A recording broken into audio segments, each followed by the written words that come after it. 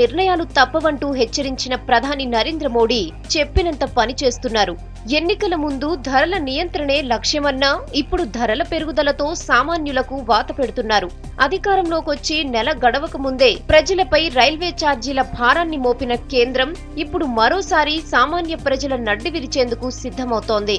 Subsidy వంట gas పై నెలకు 10 రూపాయలు చొప్పున పెంచేందుకు ప్రతిపాదనలను రెడీ చేస్తోంది.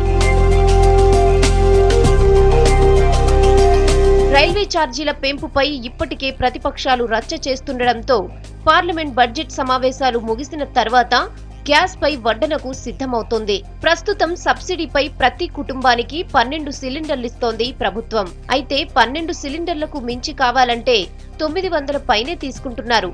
అయితే ఈ వివాదం మారనుంది. నెల తిరిగేసరికి సిలిండర్ ధర 10 రూపాయలు పెరగనుంది. 2-3 నెలలకోసారి సిలిండర్ కొనేవారిపై సైతం ఆ మొత్తం ఒకేసారి చెల్లించాలి. ఏడాదిలో సిలిండర్ ధర 120కి పెరగనుంది. సబ్సిడీ ధర చాలా తక్కువగా ఉందని భావిస్తున్న మోడీ సర్కార్ ధరను నెల నెలా పెంచుకుంటూ పోయే విధానాన్ని అమల్లోకి తేవాలని భావిస్తోంది. డీజిల్ ధరలను నెల నెలా పెంచే విధానం ఇప్పటికే అమల్లో ఉంది. అయితే వంట గ్యాస్ పై ఈ విధానాన్ని ఎప్పటి వరకు కొనసాగిస్తారనేది ప్రభుత్వం నుంచి స్పష్టత రావాల్సి ఉంది. ఈ విధానానికి కాల పరిమితి లేకపోతే 3 ఏళ్లలో సిలిండర్ ధర రెట్టింపయ్యే అవకాశం ఉంది. దీంతో సామాన్యునికి వంట గ్యాస్ కలగానే మిగిలిపోనుంది.